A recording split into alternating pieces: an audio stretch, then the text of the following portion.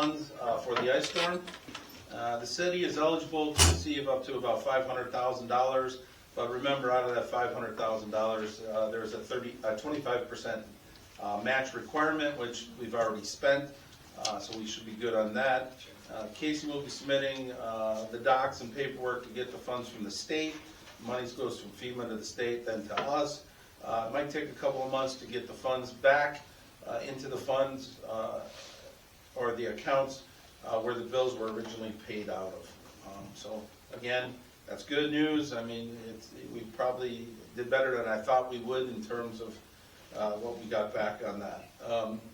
Chris and I have had some good meetings. One of them we met with County Administrator Jeff Lawson and their Chief Building Official Matt Cronk. Chris and myself discussed the city's new blight elimination program. We asked for their partnership with us on it, and they're more than happy to help Chris as well as myself as we target properties that are in bad condition. The county is also going to work with us to look to see if also there's building code violations, where we're kind of looking at nuisance or blight violations. So we're going to, kind of come at them from two different directions. We're hoping to maybe get the health department to join us, because some of those buildings also have health department issues. So the more we focus on that, the better off we are. The county will assist with some of our problem properties that maybe we're not going to, condemn or whatever, but also to kind of push them to clean up their properties. The city and county also discussed the potential blight issues at the former paper plant, and we spent quite a bit of time on this trying to figure out how to deal with that issue. I think there's nobody that would disagree with us that something needs to be done. I think we've been patient. I don't think there is a development coming. I don't think they're going to repurpose that plant anytime in the future, so I think we need to hold the owner accountable. We also did some brainstorming on possible financing sources for the Opera House, like I mentioned earlier. We talked about that county doing a levy, and what's the possibilities of that, what's the legal ramifications of that. So great meeting, and a lot of great ideas. It was good brainstorming with them, and again, we're making great progress. Chris and I also met with the State Land Bank, and we met with the upper leadership, the executive director and the chief operating officer, on some issues. Chris and I provided them, well, they provided Chris and I with some valuable technical assistance. They've been doing this a lot longer than we have. They're giving us some issues, helping us address some issues that maybe we need a little advice, and they're saying, hey, go talk to this community, they did it like this community did it like that. That saves us a lot of research time and probably a lot of legal expenses. We discussed some possible financial resources that they may have that can help us. So Chris and I are in the process of submitting between 10 and 12 properties to them, and saying, hey, we'd like to do something with these properties. They may be able to provide us with some financial grants or whatever it may be to make that happen. We're talking about, if we do get resources from them, that money would be used. The demo property, we would repurpose that property to infill housing, whether it's Habitat or a private developer. Any money that we generate from that process will go back into that fund, so we can keep using that over and over and over. So not only are we looking at, okay, we're going to get some violations, but some of the bad properties we're hoping to take care of. Again, great. Then we also had a fairly long, detailed discussion about the paper plant, and they're getting their help with it, as well as NEMCOG's help with it. So we're starting to assemble a good team of folks, both locally, regionally, and statewide, to start to address that paper plant. Okay. Local officials compensation committee. We've started a compensation study for the mayor and council. Again, I don't think the salaries have been adjusted in quite a long time. I think it should be done with a study here in the next couple of weeks. We have 2 citizens who have volunteered to sit on that committee. We need a few more so that we can have a meeting of that committee. I'll present to them a compensation study. They determine what the changes should be. I can honestly say, Casey, probably, I think they met once, maybe twice since the charter was passed. I have no idea. Yeah, I think once or twice since the charter was passed. So it's not a huge commitment. It would be, you get some information in the mail, look it over, come meet with us, decide, vote, and then probably you would meet for another couple of years anyway. So not a huge commitment, so if you know anybody, we're looking for at least one more, two more, three more people to really get it going, okay?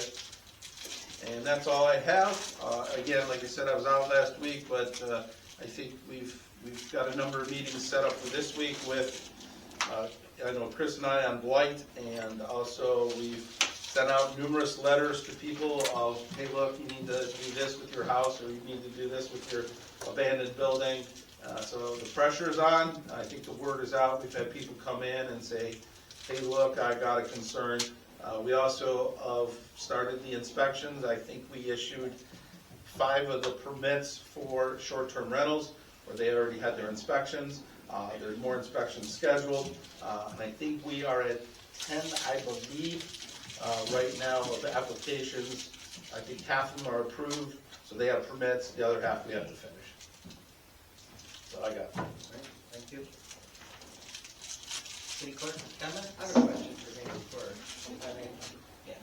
Dan, I have a quick question. Has the master plan, how's that going? Has it been sent out to the? It is posted online, so people can review it.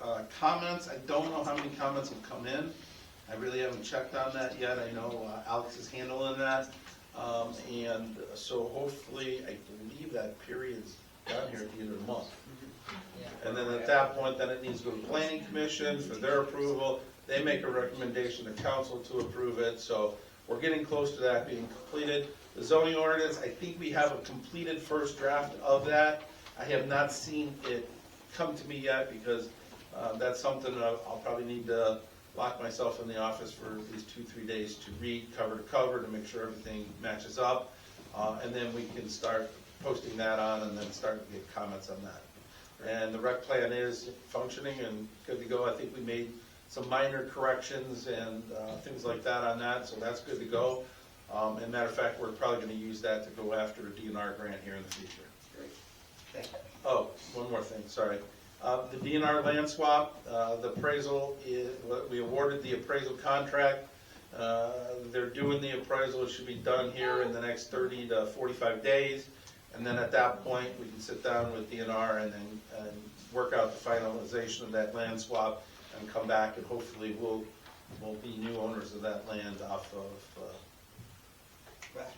now Garfield, Oh, okay, that one. which I think is a great piece of real estate. All right, thanks, man. Yep. Okay, I will open public comments now. If you have a public comment, please stand, state your name. You have 3 minutes. And, yeah. It's okay, I'll just sit. Yep, yep. My name's Jim Pratt. I live at Lofgren Shores in Cheboygan. And about a month ago, I came in to a meeting and talked about what was going on in other parts of our country. Since that time, there have been more murders, more deaths, more violations of the Constitution that I can shake a stick at. Just in the last week, I took some quick notes here. People killed by undocumented aliens in the last 4 years in the United States, 9. People killed by ICE since President Trump took office, 33. Including the people who just recently were killed. They're saying citizens can't protest in the streets. That's a First Amendment violation. They're saying citizens can't carry a gun if they do go to a protest. I heard the President of the United States say that guns weren't supposed to be there. That's a Second Amendment violation. They're saying citizens and local businesses must feed and house their federal agents occupying their city. That's a violation of the Third Amendment of the Constitution. They're saying that they don't need warrants to enter citizens' homes, and that one's really, really bad, because without a judicial warrant, a third-party independent separate warrant, What you've got now is paramilitary gangs going into people's, busting down doors and going into people's houses, and more people are going to get shot. They say they can detain and deport anyone they want without a court hearing. That's a Fifth Amendment due process violation. Some of the people who are being arrested now are U.S. citizens. It's not just illegal aliens. The president keeps saying things like, you know, it's the worst of the worst. Well, if you look at the facts, 75% of the people in the Lakewood, Lakeview, whatever the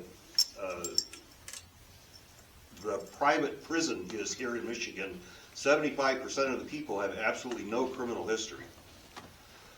Yesterday I watched a video of somebody who was following an ICE person with a cell phone from about 6 car lengths behind. And they stopped and busted the windows out of her car and arrested her. That's a violation of the First Amendment for observing. I don't know how to say how underreacting America is to what's going on right now, but I again urge you to look at the things that are happening, the violations of the Constitution. Petoskey, since that last time I was here, passed a letter to their community and a resolution. A number of county commissions around are talking about resolutions about banning ICE. I have nothing against deporting illegal aliens. I have everything against deporting people who are legally here, and more than 1 million have had their visas or whatever taken away. And just real quick, your time's up. Yep, Just all right. one more. I just would encourage you again to please consider what we can do as a city of Cheboygan to safeguard the rights of citizens here. Thanks. Okay, thank you. Are there any other public comments?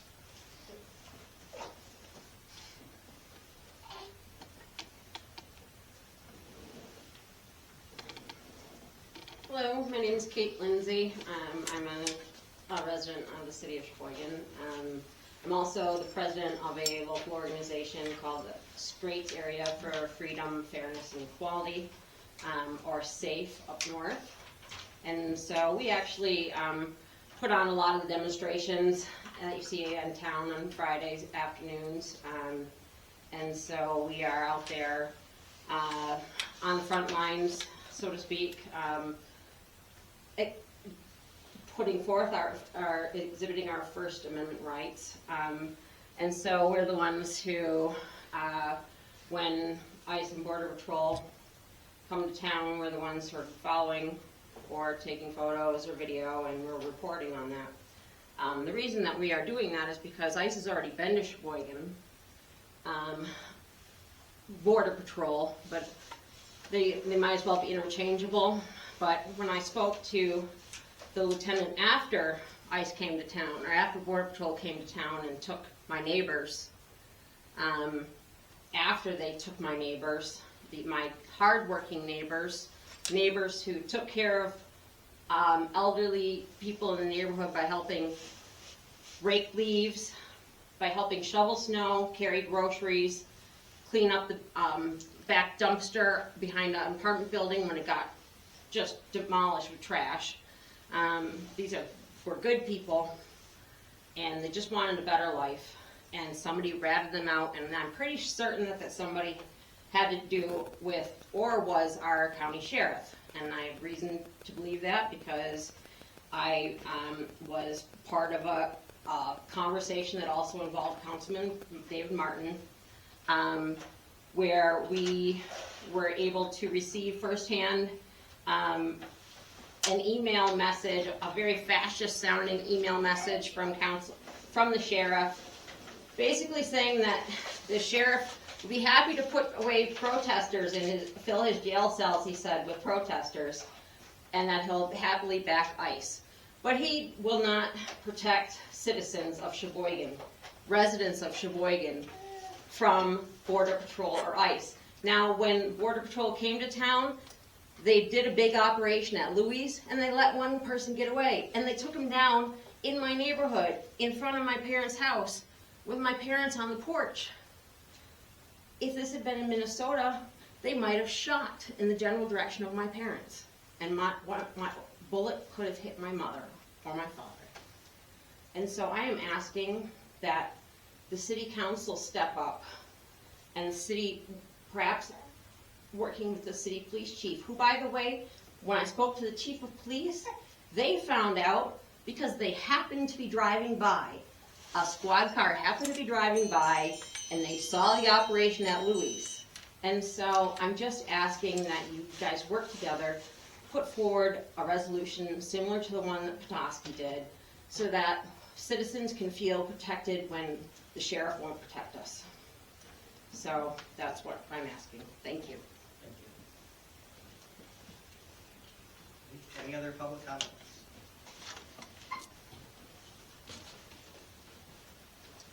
I want to thank the DPW for the great work they're doing around us, keeping our streets safe in this miserable, miserable snowbank.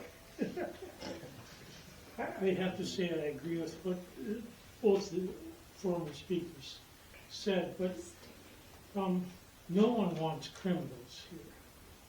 But one of the things we never seem to talk about is our nation's population. The whole nation is shrinking, and shrinking fast, because the rate of repopulation depends on women having at least 2.1 child per woman in this country. This country has a replacement rate of 1.6. It's not the worst. Japan is 1.4. But the idea that we will replace the population, if that's our intention, and certainly in Cheboygan, it is our intention to maintain and grow. We will not do so with the people who live here. We will only do so with immigration. And that's another thought that people are having. They're having this scary thought that these terrible people who don't speak English are coming here and doing crimes, and we need to throw them out because they're going to murder us in our sleep, which is absolutely untrue. And it's a bad idea. The idea is we need to figure out how to grow our population here and maintain it. The people that they took were people who were helping with the ice storm. They were people helping with taking care of elderly people. These are people who we need in our community to continue to do that. They may not have had the right papers to be here, and that's probably partly because we don't have a good system of doing that. But we need to think about this in a bigger way, which is how do we maintain and increase our population here, rather than becoming swept up in some kind of fake terrorism plot that means everybody that speaks some different language has to get out. It's just not us. Thank you. Sir, could I get your name for the record? Oh, my name is Rob Ross. Anything else? Any other public comments? Okay, thank you. I'll close this portion of public comments, and I have committee updates. Are there any other committee updates?